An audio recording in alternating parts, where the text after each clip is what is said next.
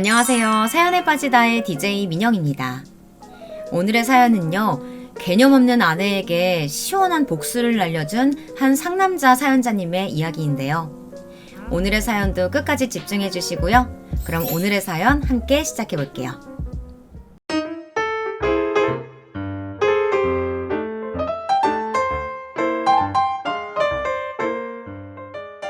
안녕하세요.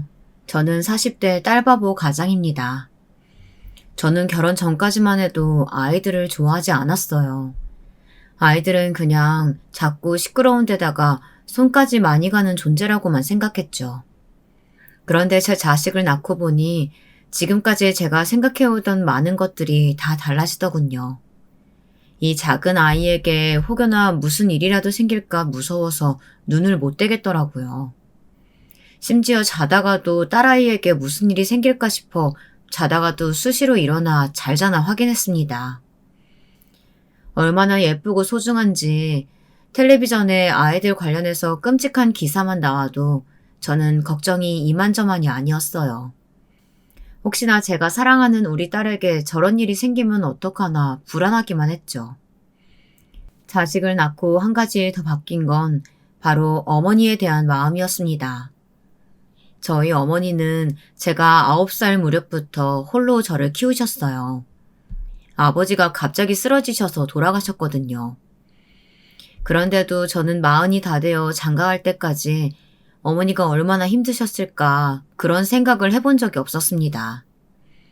그냥 어머니의 사랑을 당연하게 생각하며 살아왔죠. 하지만 제가 제 자식을 키우다 보니 너무 사랑해도 힘든 건 힘든 거더라고요. 저는 아내와 둘이 함께 키우는데도 이렇게 힘든데 어머니는 어떻게 혼자 힘으로 저를 키우셨을까 싶었습니다. 그런 마음이 들 때마다 저는 고향에 홀로 계시는 어머니에게 안부 전화를 했습니다. 식사는 하셨는지 잠은 잘 주무셨는지 여쭤보곤 했죠. 그럴 때마다 어머니는 바쁜데 뭐하러 전화했냐고 하시면서 은근 좋아하시는 것 같았어요. 결혼하더니 철들었다고 하셨죠. 아이고, 우리 아들이 장가가서 예쁜 소녀 낳더니만 아주 철이 들었네. 엄마 생각까지 해주고. 나이가 들수록 자식 걱정도 걱정이었지만 저는 어머니가 항상 걱정이었습니다. 어머니가 사시는 고향집 근처에 가깝게 사시던 산촌이며 이모들도 다 돌아가시고 혼자 고향에 계신 어머니가 많이 외로우실 것 같아서요. 사실 그래서 결혼 때도 고향집 정리하고 서울로 올라오시라고 이야기했었는데 어머니는 그럴 생각이 없으시다고 했어요. 평생 시골에서만 산 사람이 이 나이에 서울에서 어떻게 살겠냐고요. 하지만 제 마음은 그렇지가 않았죠. 남편도 없고 자식이라고는 저밖에 없는데 멀리 살고 계시니 저는 항상 마음이 쓰였습니다. 거기다가 결혼해서 제 가정이 생기고 나니 제가 가고 싶다고 해서 어머니를 뵈러 아무 데나 갈 수도 없었고 일이 생겨도 제가 챙기지 못할 때가 많았어요. 제가 결혼 이후 어머니의 걱정을 더 하게 된 건 아내 때문이기도 합니다. 단순히 고부관계 때문만은 아니고 처음부터 저희 어머니를 불편해했습니다. 사실 우리나라에 시어머니를 좋아하는 며느리가 몇이나 되겠습니까? 다들 그냥 겉으로 가까운 척 지내는 거죠. 그래서 저도 처음엔 아내가 저희 어머니를 불편해하는 게 당연한 거라고 여겼어요.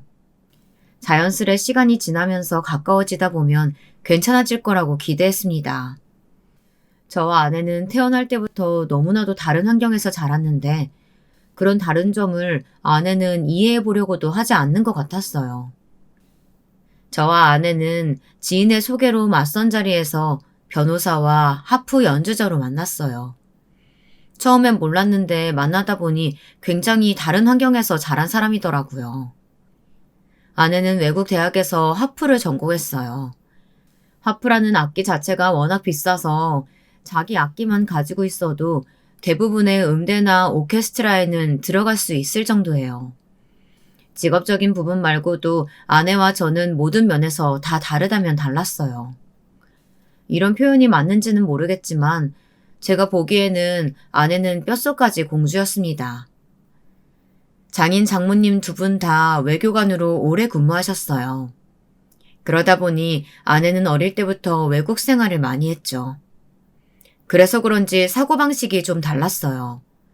우리는 어릴 때부터 배우는 것을 아내는 잘 모르는 것 같았죠. 어른을 공경하고 배려하는 방법을 전혀 모르고 항상 자신을 누군가 돌봐줘야 한다고 생각했어요.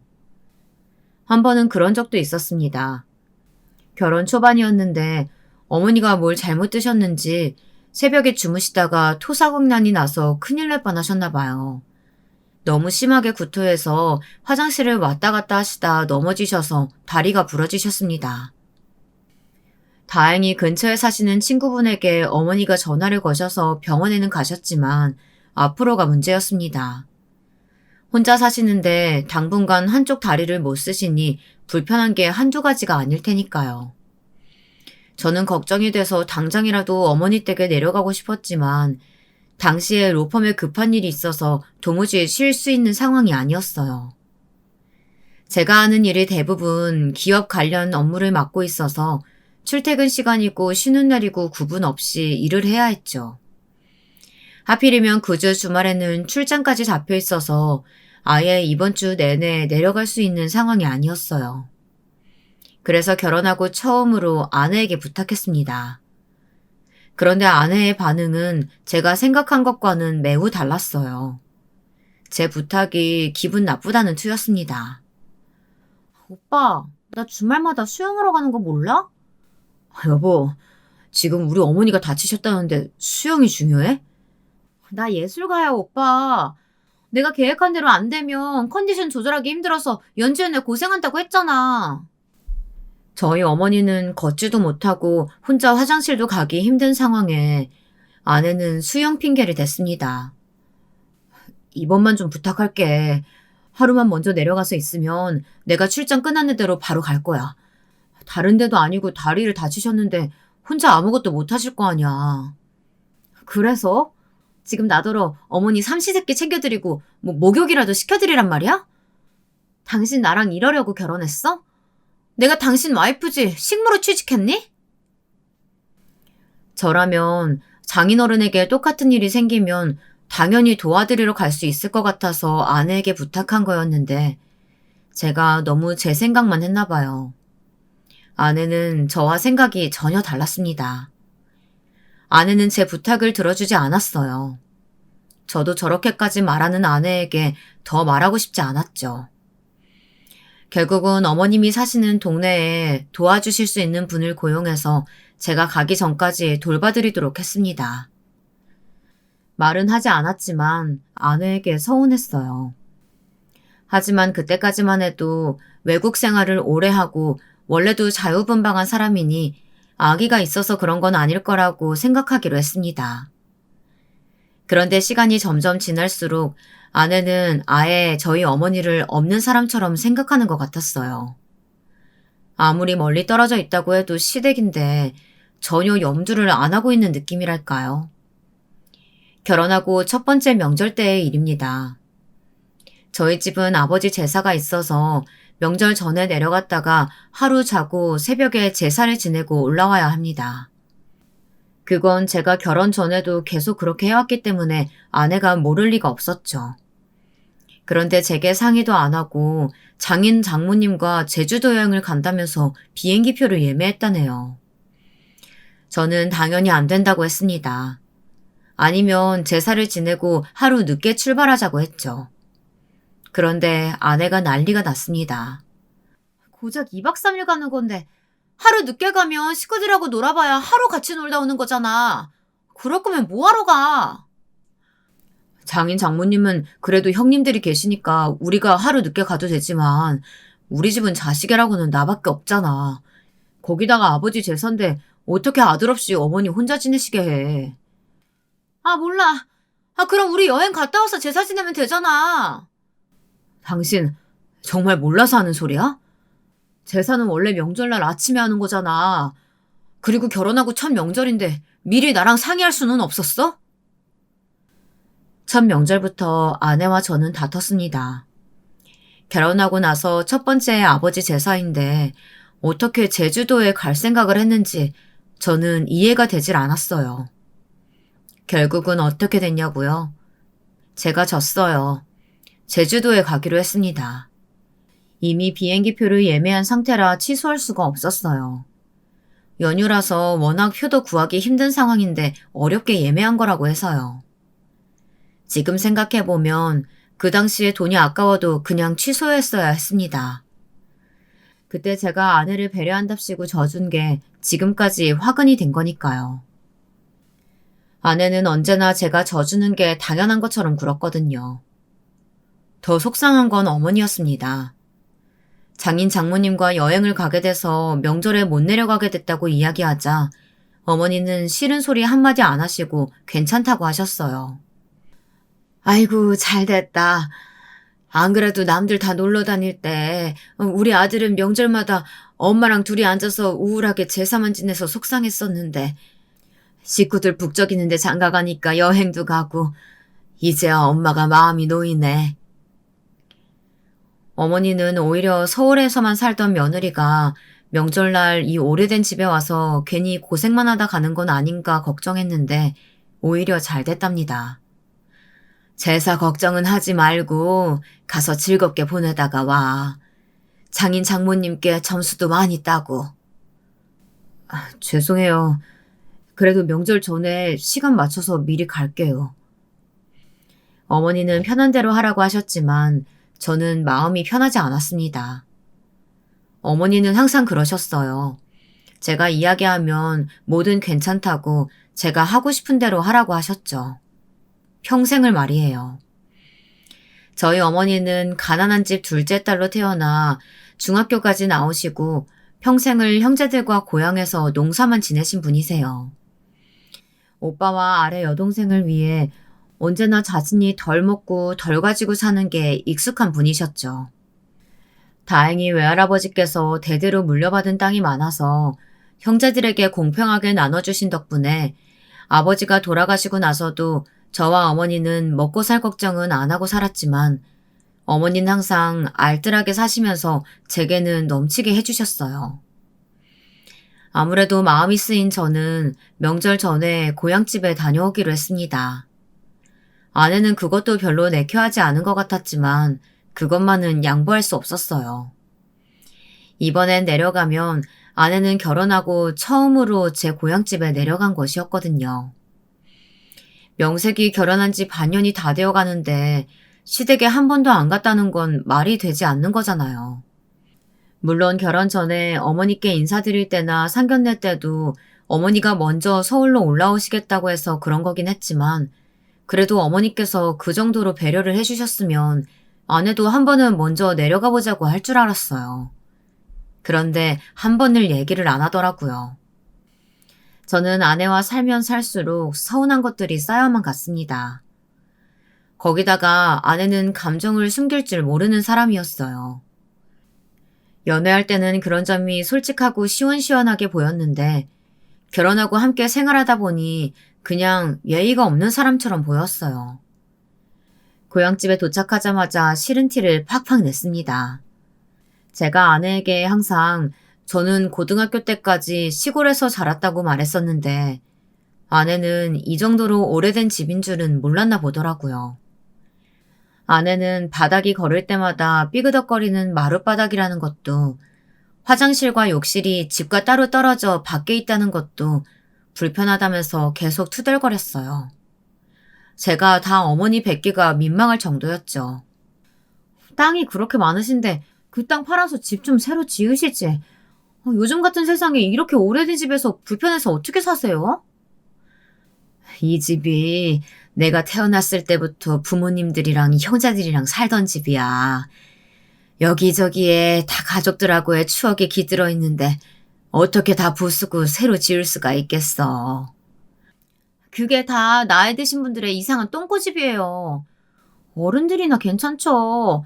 젊은 사람들은 화장실 한번 가기도 불편해서 어디 또 오겠어요? 아이고, 우리 며느리 자주 오게 하려면 내가 집안에 화장실은 하나 만들어야겠네. 저는 아내에게 계속 그만하라고 눈치를 줬지만 아내는 전혀 아랑곳하지 않았어요. 오히려 저에게 큰 소리를 쳤습니다. 불편한 걸 불편하다고 하는데 왜 자꾸 뭐라고 하냐고요. 어머니는 오히려 그런 아내가 귀엽다고 하셨습니다. 딸이 없어서 그러신지 진짜 딸처럼 엄마에게 투정 부리는 것 같아 좋다고요. 그때부터였습니다. 아내는 고향집에 절대 안 내려간다고 했어요. 너무 불편하고 냄새가 나서 그 집에서는 1시간도 제대로 못 자겠다고 하더라고요. 그런데 그런 상황을 모르시는 어머니께서는 마냥 며느리가 이쁜지 자주 아내에게 용돈을 보내주시는 것 같더라고요. 그럴 때마다 아내는 한 푼도 남기지 않고 다 자기 거를 샀어요. 명품 가방이니 옷이니 이런 거를요. 저는 사실 걱정이 됐습니다. 아내는 말이 오케스트라 단원이지 공연도 별로 없어서 사실 수입은 거의 없었거든요. 그런데도 항상 연습한다고 나가기는 하는데 나갈 때마다 항상 밥 먹고 차 마시고 쇼핑하고 오는 게 다였어요. 버는 거보다 쓰는 게 훨씬 더 많았죠. 제가 돈이 아까워서 이러는 게 아닙니다. 결혼 전에도 부모님 돈으로 편하게 살던 사람이라 저도 어느 정도 예상은 했어요. 그리고 저도 그만큼 아내를 사랑했으니까요. 그런데 언제부턴가 제가 주는 생활비만으로도 부족한지 자꾸만 저희 어머니에게까지 용돈을 받는 것 같더라고요. 자주 찾아뵙지도 않으면서 툭하면 전화해서 이게 갖고 싶다, 이게 필요하다는 식으로 이야기하는 것 같았어요. 물론 어머니에게 딸처럼 굴면 저야 고맙죠. 하지만 아내는 별로 감사해하는 것 같지도 않았어요. 그냥 오히려 당연하게 받는 것 같달까요? 생각해보니 결혼할 때도 그랬습니다. 귀한 막내딸 보내주시는 것만으로도 감사하다면서 어머니는 제가 살던 아파트를 판 돈에 돈을 보태서 처가집 근처에 40평대 아파트까지 사주셨어요. 요즘은 다들 친정 근처에 사는 거라고요. 그런데도 아내는 어머니에게 집이 마음에 든다거나 혹은 감사하다는 말도 한마디 안 했죠. 하다 얼마 전엔 엄마가 아내에게 미니쿠퍼 자동차까지 사주셨더라고요. 저는 몰랐어요. 아내가 언제 또 말했는지 차를 바꾸고 싶다고 했나 봐요. 지금 타던 차도 장인어른께서 사주신 거였는데 아주 멀쩡하거든요. 그런데 굳이 그 차가 귀엽다면서 몰고 다니고 싶다고 했더더군요. 결혼 전엔 몰랐습니다. 살아온 환경이 다를 뿐이지 사람이 다른 건 아니라고 생각했는데 저는 아내가 이해되지 않는 부분이 많았어요. 사실 결혼 전엔 저도 철이 없었는지 아내와 서로 다른 부분이 신기하고 재미있었어요. 그리고 언제나 천진한 모습의 아내가 부럽기도 했습니다. 아무런 걱정 없이 자기 마음대로 사는 모습이 말이죠. 저는 매사에 신중하고 고민이 많은 사람이라 누구에게 싫은 소리 한번 해본 적 없이 살아왔거든요. 그런데 와중에 제게도 기쁜 일이 생겼어요. 아내가 아이를 가졌죠.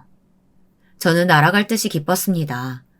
사실 처음 말씀드린 대로 아이를 좋아하지 않았었는데 아내가 임신했다는 사실을 알고 나서부터는 길거리에 아이들만 보이더라고요. 임신 사실을 어른들께 알리자 장모님께서 임신 축하 파티를 하자며 집으로 초대를 해주셨습니다. 오랜만에 형님들까지 다 모여 식사를 했죠. 아내에게는 오빠가 2분 계셨어요. 그런데 2 형님이 제가 잠깐 자리를 비운 사이에 아내에게 임신 축하를 해준다며 하신 농담을 제가 밖에서 들어버리고 말았어요. 양아치 같은 음대생 새끼한테 돈 뜯기고 울고불고 할 때가 엊그제 같은데 네가 엄마가 된다고? 네가 변호사 사모님 된 것만큼이나 신기하다 진짜. 그 새끼 얘기는 지금 왜 해? 태교에 안 좋으니까 하지 마. 아이고 그때는 그 양아치 새끼가 매일 비싼 가방 사준다고 좋아서 헬헬거리면서 시집 간다고 난리더니만. 그래도 얼마나 다행이야. 그 새끼한테 된통 당한 이후로 정신 차리고 변호사 남편까지 만났으니까. 듣다 보니 아내가 저와 결혼 전에 만난 남자친구를 이야기하는 것 같더라고요. 그런데 아내가 꽤 좋아했는지 그 남자가 한다는 사업에 돈까지 투자했는데 남자가 홀라당 돈을 다 날려버렸다고 합니다. 그래서 결혼까지 하려다가 장인 장모님의 형님들까지 반대해서 결혼을 못했나 보더라고요. 안 들었으면 좋았을 걸 저는 괜한 소리를 들어서 신경이 쓰였습니다. 물론 저도 아내와 서로 사랑해서 한 결혼이었지만 혹시나 아내가 제 직업만 보고 결혼한 건가 싶은 생각이 들지 않을 수가 없었어요. 아내가 워낙 씀씀이도 크고 경제관념이 흐린 사람이긴 하니까요. 사람 마음이 참 간사합니다. 분명 저와 다른 모습을 보고 반해서 결혼했는데 막상 결혼하고 나니 저도 슬슬 그런 성격들이 거슬리는 겁니다. 아내에 대한 제 마음이 전 같지 않았어요. 살면 살수록 제가 생각했던 배우자가 아니라는 생각이 확고해졌죠. 하지만 어쩌겠습니까? 제가 선택한 사람이고 제 아이까지 임신한 사람인데요. 저는 혼란스러웠지만 흔들리지 않기 위해 열심히 살았습니다. 열심히 일만 하면서요. 그렇게 시간이 흘러 딸아이가 태어났습니다. 딸아이는 제 인생에 많은 변화를 일으켰어요. 딸만 보고 있으면 행복했습니다. 다른 건 아무것도 필요 없을 만큼이요. 덕분에 아내와의 사이도 좋아지는 것 같았어요. 제가 이토록 사랑하는 딸아이를 낳아준 사람이라고 생각하니 마치 제게는 은인과도 같았습니다. 그래서 앞으로는 제 모든 인생을 딸아이를 위해 살겠다고 다짐했어요. 딸이 슬퍼할 일은 절대 만들지 않겠다고요. 그런데 아내는 참 한결같은 사람이었습니다. 아이가 태어나도 변하질 않더라고요. 동네에 아내가 보내고 싶어하는 어린이집이 있었어요. 학교도 안 다니는 어린애들한테 영어는 기본이고 중국어에 발레, 악기까지 가르치는 곳이었죠. 말이 좋아 놀이 어린이집이지 딱 봐도 애들 이용해서 부모 등골 빼먹는 그런 곳이었어요. 아내는 계속 저를 설득했지만 저는 안 된다고 했습니다. 이제 말하기 시작한 애한테 그렇게까지 시키는 건 놀이가 아니라 괴롭히는 거라고 했죠. 그랬더니 아내는 결국 저희 어머니에게 말했더라고요. 요즘은 할머니들이 소녀 유치원은 다들 기본적으로 보내주는 거라고요. 저희 어머니는 하나밖에 없는 손녀이니 당연히 보내주겠다고 하셨나 봐요. 저는 그 이야기를 듣고 화가 나서 아내에게 따져 물었습니다. 그러자 아내는 제가 돈을 안 주니 어머니에게 말한 거랍니다. 나 유치원부터 외국에서 나온 사람이야. 거기에다가 음대까지 나왔다고. 교육적인 부분은 내가 당신보다 훨씬 더 잘 알아. 그러니까 앞으로 당신이 내가 하는 말에 토 달고 돈 안 주면 어머니한테 말할 거니까 그런 줄 알아. 당신 양심이 있어? 우리 어머니한테 며느리 노릇이라고는 하는 것도 없으면서 그런 소리가 나와? 며느리 노릇 같은 소리 하고 있네. 당신 엄마면 당신이 알아서 잘해야지. 왜 자꾸 나더러 잘하라고 난리야? 아내와 이야기하다 보면 제가 이상한 사람이 되는 것 같았습니다. 지금까지 살면서 저를 이토록 화나게 한 사람은 처음이었어요. 그러던 어느 날이었습니다. 저희 어머니께서 병이 나셨어요. 얼마 전부터 통화할 때마다 계속 기침을 하시는데 아무래도 소리가 좋지 않은 것 같아서 제가 일찌감치 병원에 다녀오시라고 했거든요. 그런데 결국은 병원에 안 가셨는지 상태가 더 많이 안 좋으신 것 같더라고요. 저는 어머니 목소리를 듣고는 도저히 안 되겠다 싶어서 그날 반차를 내고 집에 내려갔습니다. 역시나 어머니의 상태가 좋지 않으셨어요. 제가 오는 것도 모르고 방에 누워만 계시더라고요. 이마를 만져보니 열이 펄펄 끓었습니다. 저는 그대로 어머니를 업고 병원 응급실로 갔어요. 어머니는 독감에 걸리셨더라고요. 분명 저번에 서울에 올라오셨을 때 제가 아내에게 부탁해서 딸아이 독감 주사 맞을 때 같이 갔다고 했었는데 웬 독감인가 싶었어요. 저는 병원에 이야기했습니다. 예방접종을 했는데도 저렇게 심하게 걸리실 수가 있냐고요. 그런데 조회를 해보니 어머니께서 올해 독감 예방주사를 안 맞으셨다네요. 저는 기가 막혔습니다. 제가 따로 아내에게 어머니를 모시고 가달라고 한 것도 아니었고 잠깐 서울에 올라오신 김에 아이 맞추면서 같이 다녀오라고 한 거였는데 그걸 안 했나 싶어서요.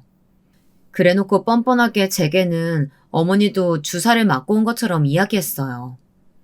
거기다가 그날 어머니가 사주셨다면서 아내가 새로 산 코트를 자랑했거든요. 그것도 무려 100만 원이나 주고 산 코트를요. 저는 아내가 괘씸했습니다. 접종을 안 했으면 안 했다고 할 것이지 왜 거짓말까지 했나 싶어서요. 저는 아내에게 바로 전화해서 따졌습니다. 저번에 분명 어머니와 같이 독감 주사 맞고 온 거 아니냐고요. 그런데 아내가 하는 말이 가관이었습니다. 사실 그날이 내가 사고 싶었던 코트 브랜드 세일 마지막 날이라서 바로 백화점으로 갔어. 어머님이 집에 내려가셔서 혼자 맞으시겠다고 하길래 나는 당연히 맞으신 줄 알았지. 아내의 머릿속엔 도대체 뭐가 들었을까요? 저는 같이 산 세월이 벌써 몇 년인데 도무지 아내를 이해할 수가 없었습니다. 접종을 안 했으면 안 했다고 말했어야지. 왜 나한테는 어머니 주사 맞았다고 했어? 도대체 그런 거짓말은 왜 하는 건데? 당신이 맨날 나더러 며느리 노릇 어쩌고 하면서 어머니 안 챙기는 것처럼 얘기하잖아. 그놈의 잔소리 듣기 싫어서 그냥 맞고 왔다고 했지. 어차피 맞으실 거니까. 저는 정말 하늘에 맹세코 아내에게 어머니에 대한 잔소리를 한 적이 없습니다. 1년에 2번 명절에 내려가자고 하고 적어도 한 달에 한 번이라도 전화는 좀 드려라 한 건데 이게 잔소리입니까? 가족이면 당연히 그 정도는 하고 살아야 하는 거 아닌가요? 당신 그걸 말이라고 해? 어머니 지금 위독하셔. 연세가 많으셔서 독감 같은 질병으로도 위독하면 돌아가실 수 있다고. 당신 지금 그게 내 잘못이라는 거야?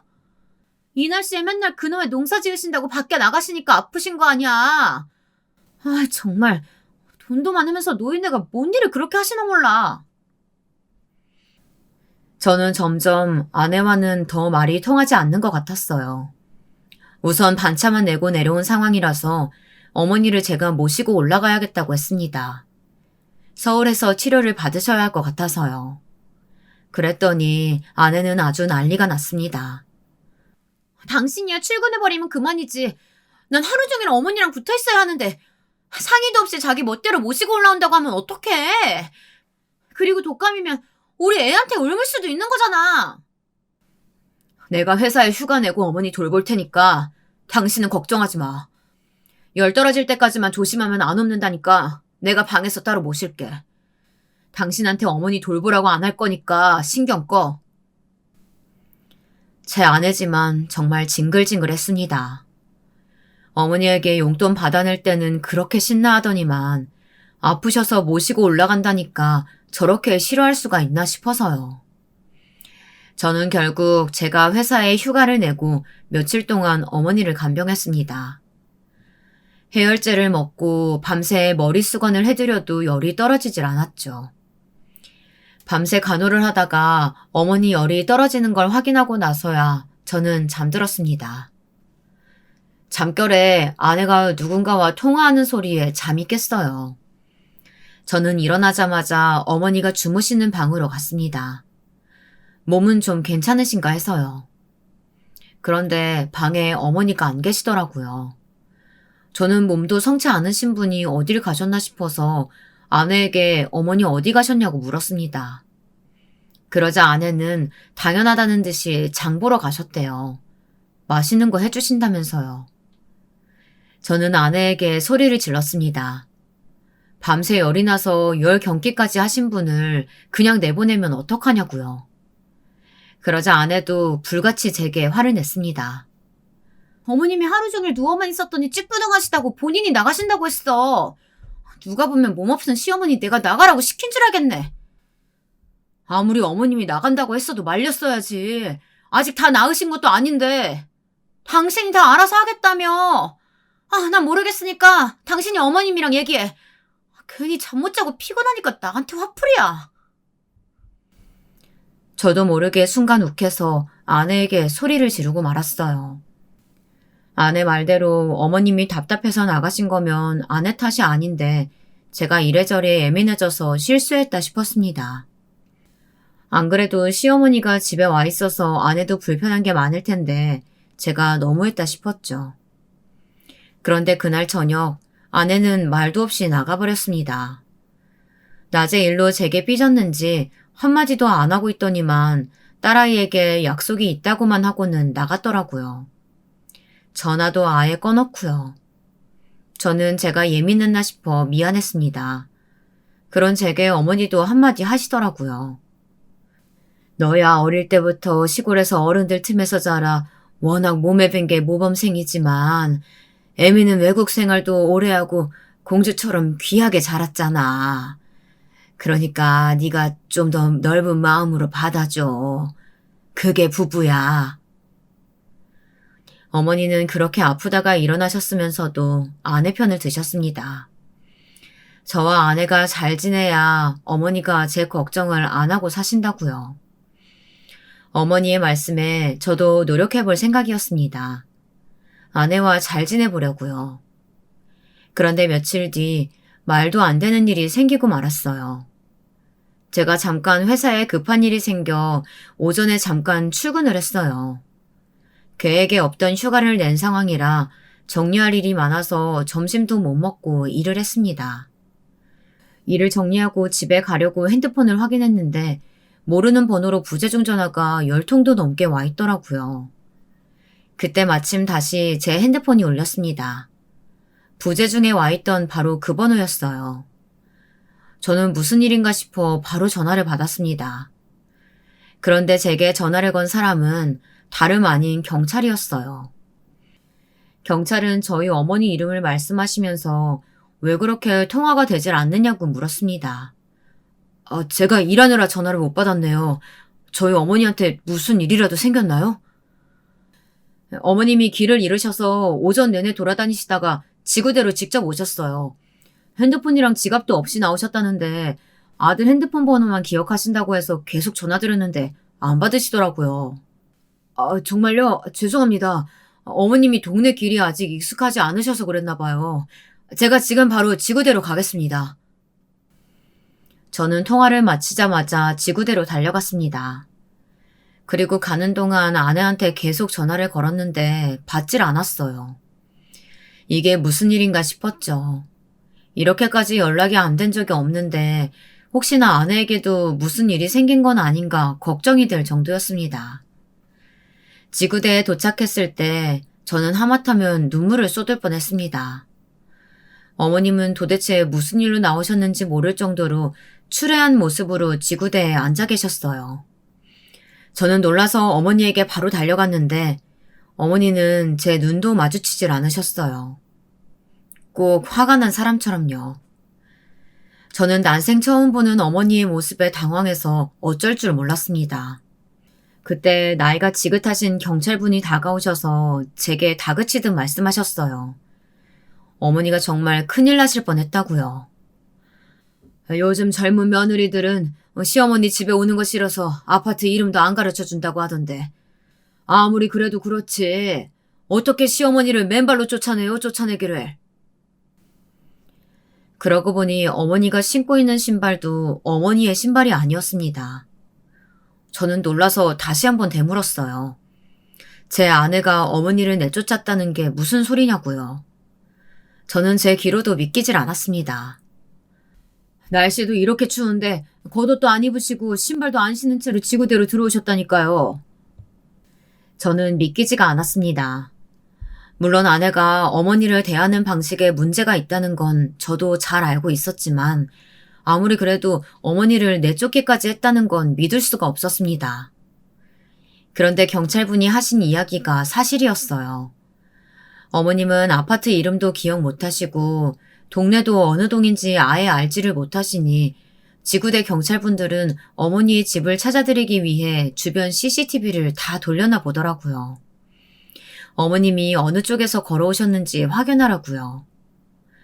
어느 아파트에서 나왔는지까지는 찾지 못했지만 이미 주변에서 몇 시간 동안 혼자 헤매셨다네요.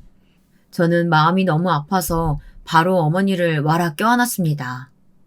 경찰분들이 챙겨주신 담요를 덮고 따뜻한 음료를 마셨는데도 불구하고 어머니의 몸은 얼음장처럼 차가웠어요. 독감을 앓은 지 얼마 되지도 않았는데 길까지 잃어버리셔서 고생하셨으니 이러다 큰 병 나는 건 아닌지 걱정이 됐습니다. 저는 지구대를 나와서 어머니에게 점퍼와 운동화부터 사드렸어요. 그리고 주변 식당에 들어가서 따뜻한 식사부터 챙겨드렸죠. 그때까지도 제게 한마디도 하시지 않던 어머니가 부랴부랴 식사를 마치시더니 그제야 제게 오늘 있었던 일에 대해 말씀하셨어요. 글쎄 제 아내가 어머니를 쫓아낸 게 맞다네요. 잠바도 신발도 입고 신을 새도 없이 그냥 현관문을 열고 어머니를 밀어내고는 문을 닫아버렸답니다.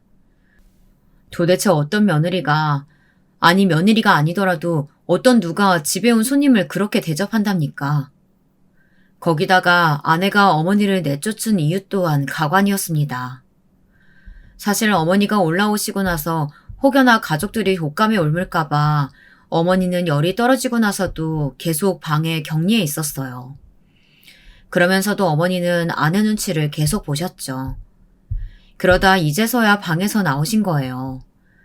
저와 약을 받으러 병원에 갔다가 완치 판정을 받으셨거든요. 그런데 아내는 제가 나가고 나니 기다렸다는 듯 본격적으로 어머니에게 싫은 소리를 하기 시작했답니다. 아내가 무슨 소리를 해도 예쁘게만 보시던 어머니가 그렇게 생각하실 정도였으면 아내가 확실히 어머니를 구박한 게 맞았을 거예요. 아침에 딸아이 밥을 먹이면서 문제가 일어났답니다. 아이가 태블릿 영상을 보느라 밥을 안 먹길래 어머니가 국에 밥을 말아 호호 불어 먹여주었대요.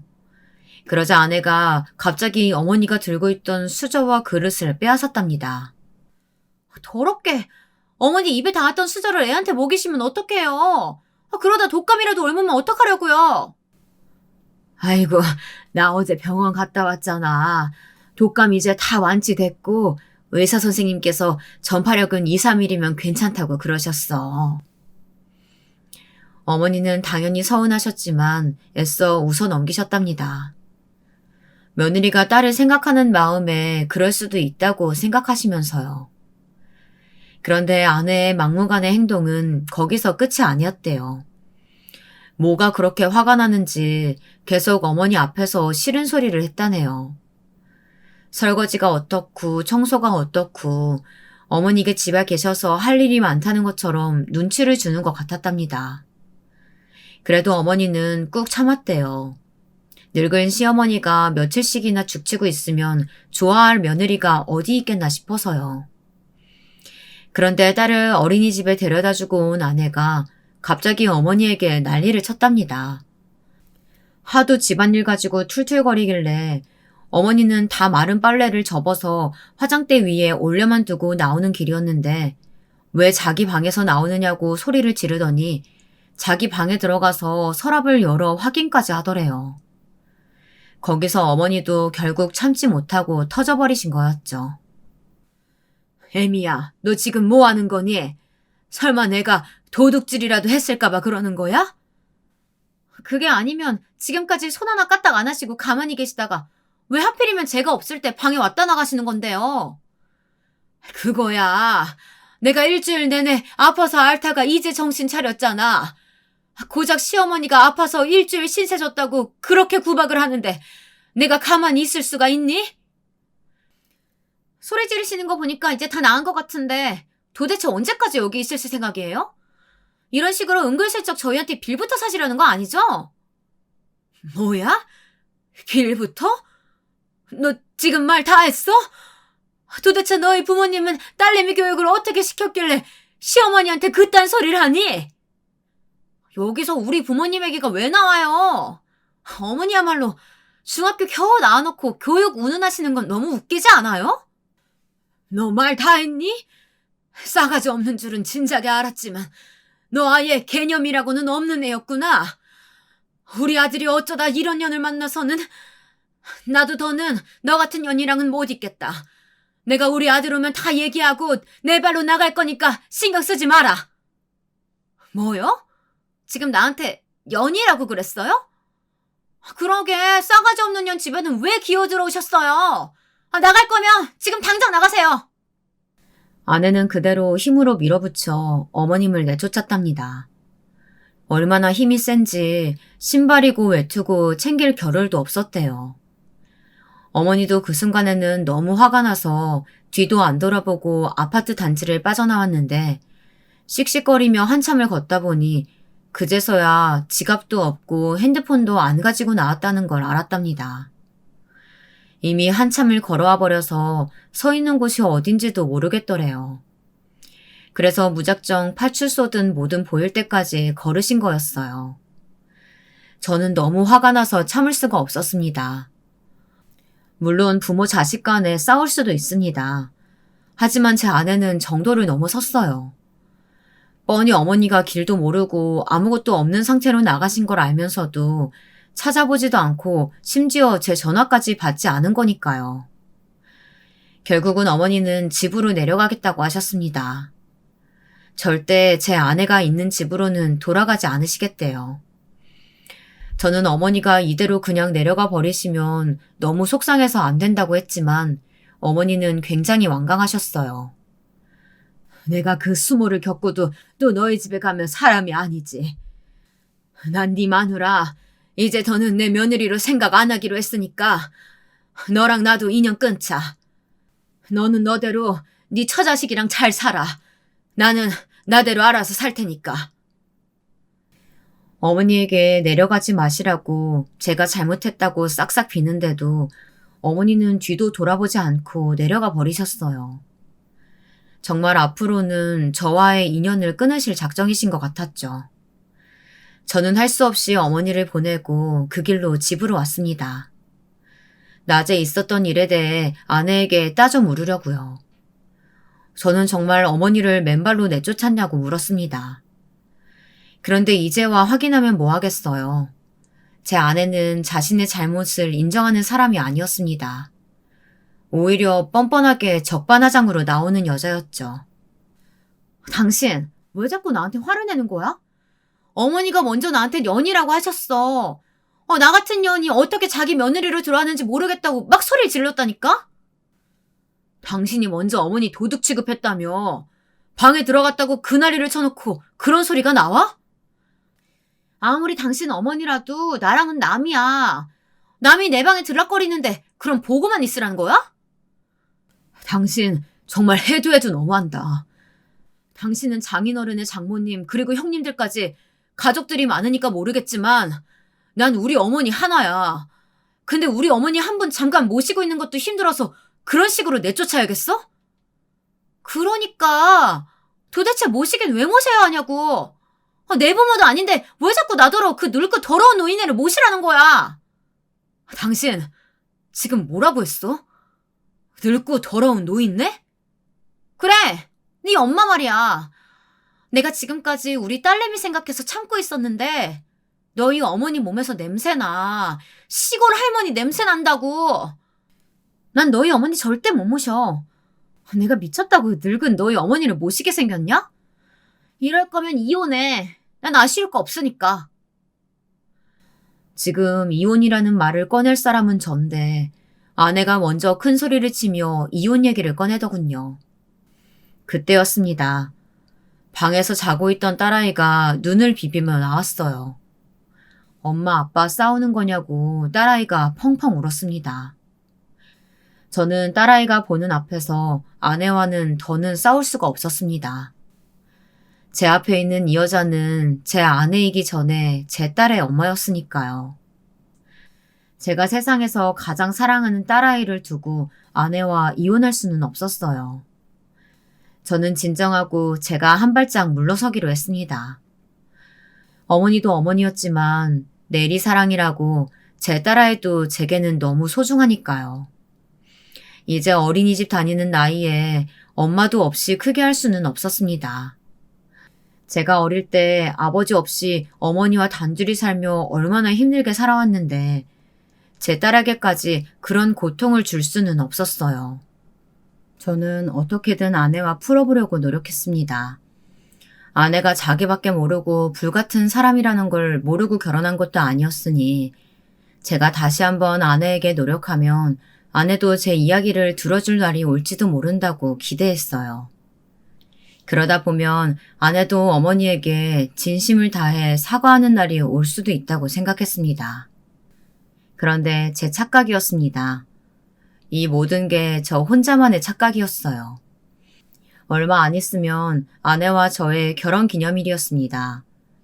저는 그날을 기점으로 다시 아내와 잘해보고 싶었어요. 어차피 제가 선물을 사서 줘도 마음에 들어하는 사람은 아니라서 저는 큰 마음 먹고 아내에게 용돈을 주려고 했습니다. 그래서 아내 통장을 가지고 은행에 갔습니다. 서프라이즈로 통장에 돈을 넣어줄 생각이었죠. 통장은 아내가 결혼 전부터 쓰던 체크카드 통장이었어요. 결혼하면서 제가 생활비를 그 통장으로 넣어줬죠. 그런데 아내는 항상 생활비가 부족하다고 툴툴거렸어요. 사실 그럴 만도 한 게 결혼 전에는 부모님께 매달 용돈을 받아 쓰던 사람이 결혼해서는 제가 주는 생활비만 가지고 생활하려니 힘들만도 하겠다 싶었습니다. 아내는 매일 카드만 쓰고 통장은 어디 있는지도 모르고 있었는지 은행에 갔더니 통장 정리가 하나도 안 되어 있더라고요. 그래서 제가 통장 정리를 다 했습니다. 그리고 용돈 100만 원을 통장에 입금했죠. 입금 메모에 여보 사랑해 라는 문구까지 넣어서요. 문구가 잘 적혔나 확인하려던 순간 저는 이상한 점을 발견했습니다. 아내의 통장에는 매주 월요일마다 같은 이름의 출금 기록이 찍혀 있었어요. 영어로 된 이름이었는데 처음 들어보는 가게 이름이었습니다. 그런데 가격이 매번 45,000원으로 똑같이 찍혀 있더라고요. 저는 아무래도 이상했습니다. 이렇게 오랫동안 아내가 한 곳을 다녔다면 제가 모를 리가 없으니까요. 그 자리에서 바로 영어로 된 이름을 쳐봤습니다. 그런데 검색 기록을 보고 저는 경악을 금치 못했습니다. 그 이름은 바로 저희 집 주변의 모텔 이름이더라고요. 저는 믿을 수가 없었습니다. 그 모텔로 바로 전화를 걸었어요. 그리고 비용이 얼만 줄 물었죠. 그러자 모텔 직원이 그러더군요. 대시를 45,000원이라고요. 그랬습니다. 제 아내는 매주 월요일마다 딸아이를 어린이집에 보내고 제가 준 생활비로 오전 9시 30분마다 누군가와 모텔을 드나들었던 거예요. 저는 아내에게 오만정이 다 떨어졌습니다. 미운 정까지도 말이죠.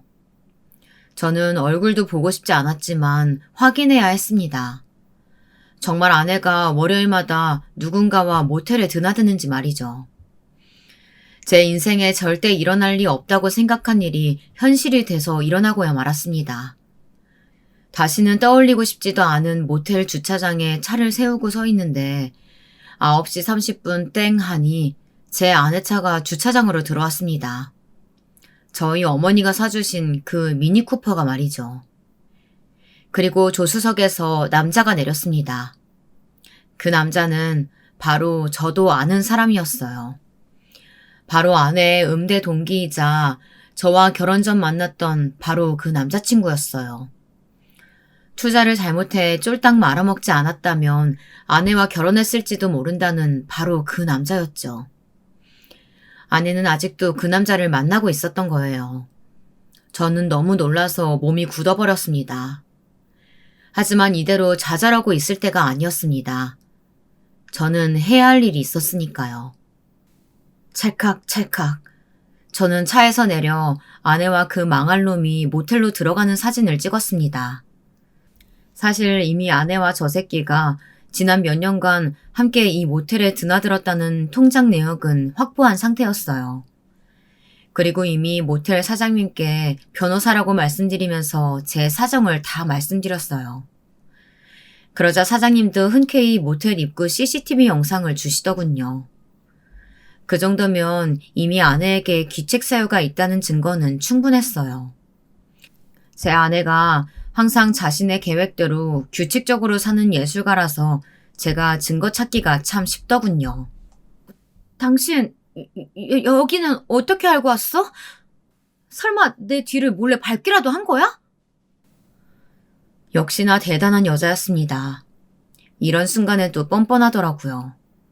바람 피우다 들킨 주제에 제가 뒤를 밟기라도 한 거냐고 오히려 성을 내더군요.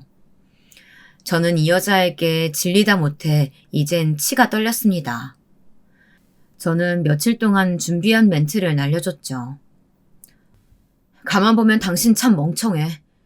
안 그래도 더는 당신이랑 못 살 것 같았는데 합의 이혼 해주기에는 당신이 너무 한 게 없어서 고민하고 있었는데 이렇게 때마침 알아서 귀책 사유까지 만들어주시니 나야 너무 고맙지. 워낙 자존심 하나는 센 사람이니 그 점을 건드렸습니다. 지금까지 자신이 저를 호구잡고 이용하며 살아왔다고 생각했겠지만 저도 아내를 이용하고 있었다고 생각하게 만들기로요. 그게 무슨 소리야? 나더러 멍청하다고? 당신도 알잖아. 나 홀어머니의 외아들인 거. 내가 아무리 변호사라도 웬만한 똑똑한 여자들은 결혼하기 꺼려하더라고. 그래서 내가 주변에 부탁을 좀 했지. 당신처럼 띨띨하고 돈이면 환장하는 여자로 소개해달라고. 집에서 얌전히 애 잘 키우고 우리 엄마 나이 들면 모시고 살아줄 여자. 뭐야, 이 인간이 지금 말 다 했어? 아니, 아직 다 안 했어. 집안일이라 시키려고 집에 데려다 놨더니만 감히 우리 엄마한테 그따위로 굴어? 이혼 서류 다 준비해뒀으니까 사인만 하고 집에서 나가면 돼. 아, 이 김에 모텔비도 못 내는 저 가난뱅이 새끼랑 살면 되겠네. 뭐? 시골 촌놈 주제 어디서 감히 날 무시해? 아내는 제 얼굴이라도 갈기려는 건지 달려들었습니다. 그때였습니다. 제가 준비한 건 아직 끝이 아니었거든요. 아니, 김서방, 맛있는 거 사준다고 오라고 하더니만 이게 무슨 일인가? 어머, 너희 지금 여기서 뭐 하는 거야? 저는 아내가 모텔에 올 줄 알았습니다. 당연한 일이었죠. 그래서 장인 장모에게 미리 이 모텔 앞으로 오시라고 했어요. 오랜만에 같이 맛있는 거나 드시러 가자고요. 이게 바로 제가 아내에게 할 수 있는 마지막 복수였습니다. 너 아직도 저 새끼 만나고 있었어? 내가 너 저 새끼 만나면 가만히 안 둔다고 했지? 내가 미쳐. 너는 도대체 자식까지 낳으려니 어쩜 그렇게 정신을 못 차려? 김서방, 내가 잘못했네. 내가 딸 자식 저 따위로 키워서 그래. 이게 다 내 잘못이니까 제발 용서하게. 엄마가 저 인간한테 왜 사과를 해? 너 조용히 못해? 이 못난 년 같은 이라고. 너 내가 아주 호적에서 파버릴 테니까 다신 내 앞에 나타날 생각 마. 장모님과 장인어른은 제 차를 가로막으며 제게 이야기하자고 매달리셨지만 저는 듣지 않았습니다. 그리고 저는 그 길로 어린이집에서 딸아이를 찾아 어머님이 계신 고향으로 내려갔어요. 남은 월차와 휴가를 다 당겨서 며칠 어머님 댁에서 쉬기로 했습니다. 제가 지금까지 이혼을 망설인 이유는 딱 하나였어요. 아무것도 모르는 딸아이가 안쓰러워서요. 하지만 아무리 생각해도 저런 엄마 밑에서 자라느니 차라리 없는 게 낫다는 결론에 이르렀습니다. 그날 이후 아내는 계속 전화를 해댔어요. 전화를 안 받으니 메시지를 계속 보내더라고요. 그럴만도 했습니다. 제가 집 비밀번호도 아예 바꿔버려서 아내는 집에도 못 들어가고 있을 거예요. 상관없었습니다. 그 집은 엄연히 저희 어머니께서 사주신 제 집이었고 그 여자 물건도 웬만한 건 다 저나 저희 어머니께서 사주신 거니 그 여자 물건이라고는 아무것도 없으니까요. 그렇게 저와 아내는 이혼했습니다. 그리고 저는 휴가를 끝내고 어머니를 모시고 서울로 올라왔어요. 어머니는 혹시나 어머니 때문에 제가 아내와 이혼하려고 하는 것일까봐 서울에 안 올라오시겠다고 우기셨어요. 그래서 저는 지금까지 있었던 일을 다 말씀드렸죠. 그러자 어머니가 전 아내에게 가서 머리채를 잡겠다고 하시는 걸 제가 말렸습니다. 아마 장인 장모님께 이미 뜯기고 있을 거라고요.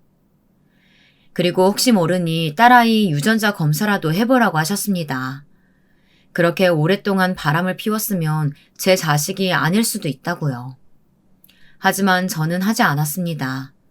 그런 건 아무래도 상관없었어요.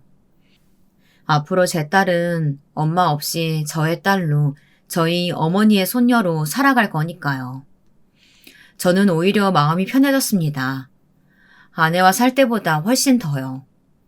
그리고 무엇보다 제가 세상에서 가장 사랑하는 어머니와 딸아이와 함께 할 수 있어서 행복합니다. 제 긴긴 이야기 들어주셔서 감사합니다. 여러분도 지금 마음에 걸리는 게 있어서 결정하지 못하고 망설이는 일이 있으시다면 본인이 원하는 대로 하세요. 그게 정답이니까요.